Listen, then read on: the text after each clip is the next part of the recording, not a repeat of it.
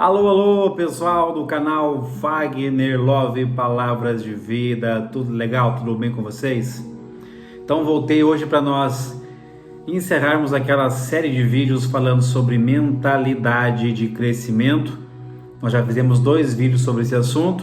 Se você não assistiu, se inscreve lá no canal, volta, assiste esses 2 vídeos onde a gente fala sobre mindset, mentalidade fixa e mentalidade de crescimento. No último vídeo citamos alguns exemplos sobre mentalidade de crescimento e hoje eu vou, como prometido, vou falar aí sobre Davi e sobre Deus, que também são exemplos de mentalidade de crescimento. Mas vai lá, deixa o seu like, se inscreve no canal, ativa o sininho e compartilha muito esse vídeo. Então, pessoal, fiquei de falar hoje então sobre essa questão da mentalidade de crescimento na narrativa e na história bíblica, e um dos exemplos que eu acho muito importantes e bom de citar sobre mentalidade de crescimento é o rei Davi. Rei Davi, como muitos de nós conhecemos e sabemos, ele teve vários percalços durante a sua vida, falhas, equívocos, pecados, erros graves. Só que em contrapartida a todos esses erros ou falhas que ele teve, ele nunca se abateu, mas achou uma oportunidade e achou uma forma de se relacionar com Deus, de se arrepender, de redirecionar e chegar no objetivo, tanto que ele foi chamado o homem segundo o coração de Deus. Ele é a única pessoa que tem essa característica na narrativa e citado na história como um homem segundo o coração de Deus. Mas uma das formas de eu exemplificar essa mentalidade de crescimento de Davi que eu escolhi está relacionada com a busca da arca perdida. Isso mesmo, parece até uma citação, parece até um filme de Indiana Jones, mas é exatamente isso. A Arca da Aliança, a arca que simbolizava a presença de Deus para o povo de Israel, é muito importante para eles. E em uma das narrativas da história aconteceu o seguinte: na época do profeta Eli, foi um momento muito ruim para o povo de Israel. Os filhos do profeta Eli eram pecaminosos, a sociedade estava corrompida naquele momento, e na guerra que eles estavam tendo com os filisteus, eles estavam perdendo a guerra, e uma das formas de mobilização e um simbolismo que Deus estava com eles levavam a arca para o meio do exército, para que Deus viesse conceder e dar a vitória ao povo de Israel. Só que naquele dia, eles levaram a Arca da Aliança, a arca que simbolizava a presença de Deus, e eles perderam a guerra. Não só perderam a guerra, como a arca foi roubada pelo povo inimigo, foi levada como despojo pelos filisteus. O mensageiro volta para o profeta Eli para trazer a trágica notícia, dizendo que seus filhos tinham sido mortos na guerra, mas além disso, além dos filhos terem sido mortos, a arca de Deus tinha sido levada embora. Nesse momento, o profeta Eli cai da cadeira onde está sentado e morre. Uma das suas noras, casada com um filho de Eli, está grávida e naquele momento entra em trabalho de parto e dá à luz a um filho, e ela coloca o nome daquele filho de Icabô, que em hebraico significa foi-se a glória de Deus. A glória de Deus foi nos tirada, a glória de Deus foi roubada. E essa arca fica por muitos anos com o povo filisteu. Ou melhor, no primeiro momento ela fica com os filisteus, mas ele é levado aos palácios onde tem os deuses pagãos do povo filisteu, e várias pragas acontecem, e são as estátuas que caem, estátuas que quebram, e eles ficam apavorados. E depois de um certo período eles devolvem ela e colocam ela na casa de Abinadab, que era um israelita que morava naquela região. E ela fica lá por muitos e muitos anos, até que Davi assume o comando de Israel, assume como rei de Israel. Ele fala: vou buscar a arca de Israel, vou buscar a arca de Deus, vou buscar a arca da aliança. Onde que ela está? Está na casa de Abinadab. Ele reúne homens, reúne as pessoas próximas a ele, pega bois, pega uma carroça e vai lá buscar ela. coisa maravilhosa, em um rei que pensa no povo, que pensa que, pô, se o símbolo da presença de Deus está perdido, eu vou buscar e vou trazer de volta para a minha terra. Ele faz isso.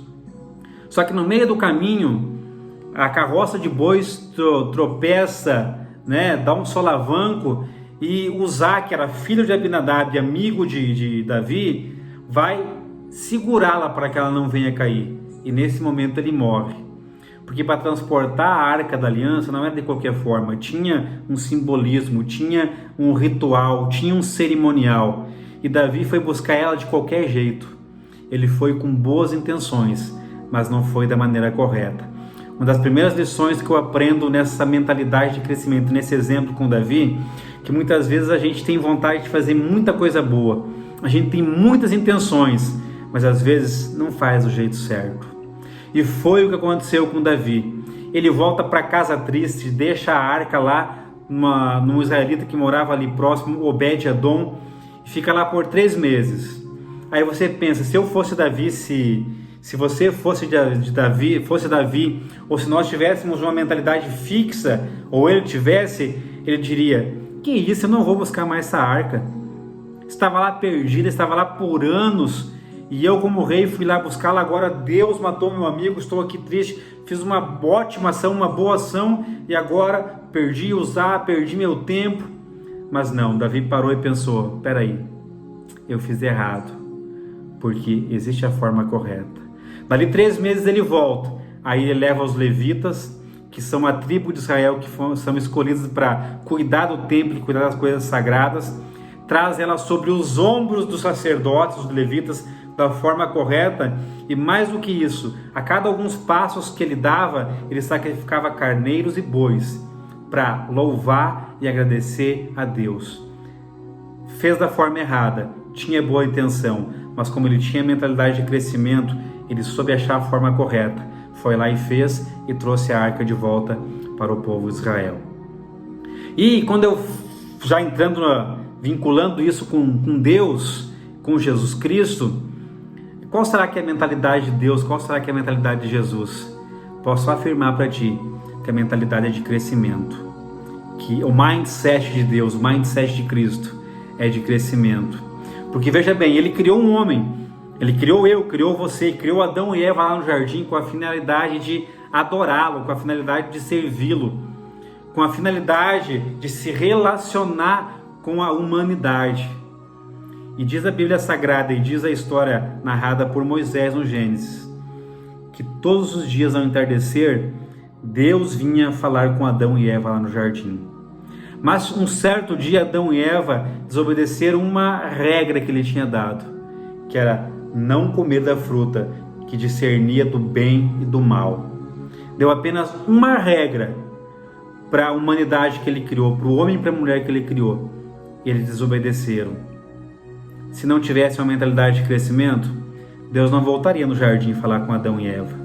Mas diz a Bíblia Sagrada que ao entardecer daquele dia que eles falharam, que eles pecaram, que eles erraram, Deus estava lá e procurou o homem para falar com ele. E diz a palavra que Deus dizia: Adão, Adão, onde estás?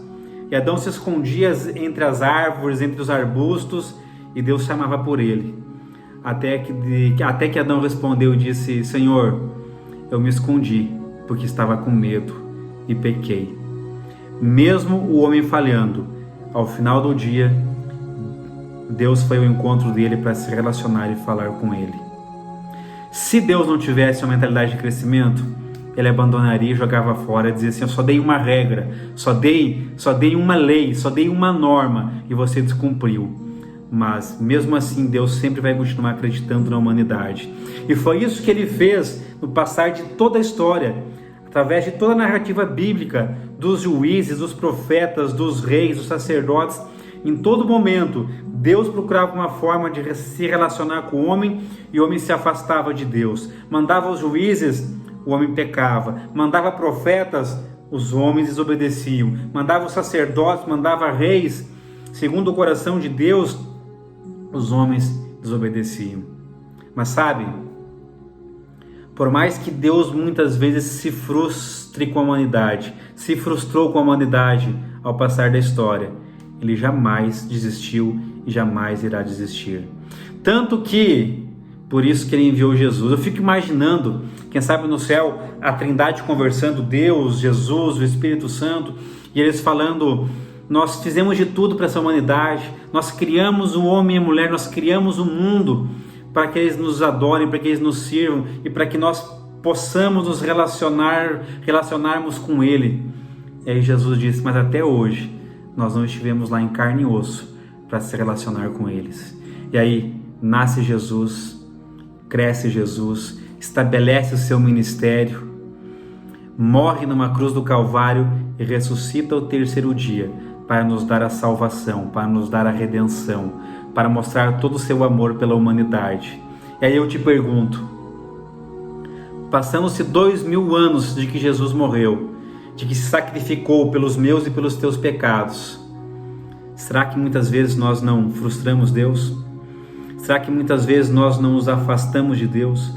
Fizemos o que é mal perante os olhos do Senhor, fizemos o que é errado ou ignoramos? Mesmo assim, mesmo nós fazendo tudo isso, Deus ainda quer se relacionar conosco. Deus ainda quer falar conosco. Mesmo que a sociedade, o mundo diga assim: o fulano, o ciclano não tem mais salvação, o fulano, o ciclano está perdido. Mesmo assim, Deus todos os dias está vindo ao jardim, querendo falar comigo e falar com você. Mas muitas vezes nós estamos nos escondendo dele.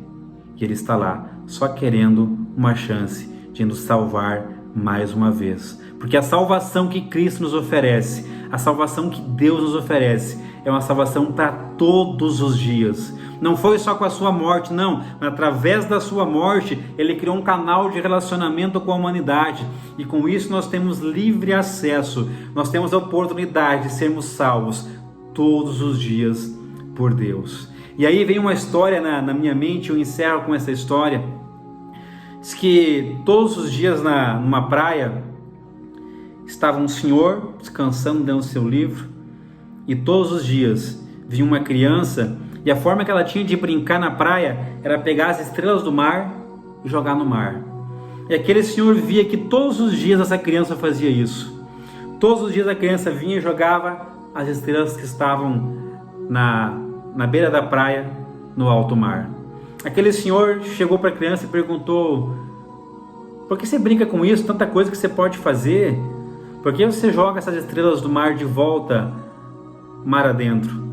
Lá, meu senhor, é que eu vi uma história que durante a noite a maré sobe e as estrelas do mar são jogadas na beira da praia, são jogadas na orla. Só que quando a maré recua e o sol nasce, o dia amanhece, elas ficam encalhadas na beira da praia. E vem o sol, as seca e as mata. Todos os dias eu venho aqui porque eu jogo as estrelas no mar, porque eu quero salvá-las. Aí o senhor dá risada, um tom irônico, e diz: menino, vai brincar com outra coisa. Olha o tamanho, a imensidão desse mar, olha o tamanho dessa orla, se estende por quilômetros, tem milhares e milhares de estrelas que não vão sobreviver, que você não vai conseguir jogar ao mar. O menino pega uma das estrelas e fala: diz para essa aqui que eu não posso salvá-la. Fala para essa aqui que o que eu estou fazendo não tem uma finalidade. E jogava ela no mar. O Senhor não teve outra coisa a fazer a não ser ajudar o menino a jogar estrelas no mar. Você pode pensar assim, a gente pode pensar: nossa, mas o mundo é muito grande, existem centenas de pessoas no mundo, existem milhares de pessoas no mundo, será que Deus está preocupada com elas? Está preocupado comigo que faço um monte de coisas erradas? Deus, Jesus, é como um menino que tem uma orla cheia de pessoas, mas ele tira o seu tempo todos os dias para procurar alguém para salvar, para procurar alguém que está morrendo, alguém que está sofrendo, e jogar no seu mar de amor, jogar no seu amor de fidelidade, jogar no seu amor de carinho, jogar no seu amor de compaixão que só Cristo tem, que só Deus tem por mim e por você. Então entenda uma coisa nesse dia: por mais que sejamos milhares, por mais que sejamos muitas estrelas numa orla, Ele não desiste de você, Ele não desiste de mim. Ele não desiste do mundo. Por mais que nós façamos de tudo para se afastar dele, por mais que nós façamos de tudo para magoá-lo, todos os dias ele continua voltando no jardim para falar comigo e para falar com você. Grave isso. Deus, Cristo, Espírito Santo não desiste de você. E ele jamais irá desistir. Ele jamais vai desistir de você. Creia nisso. Em nome de Jesus. Amém.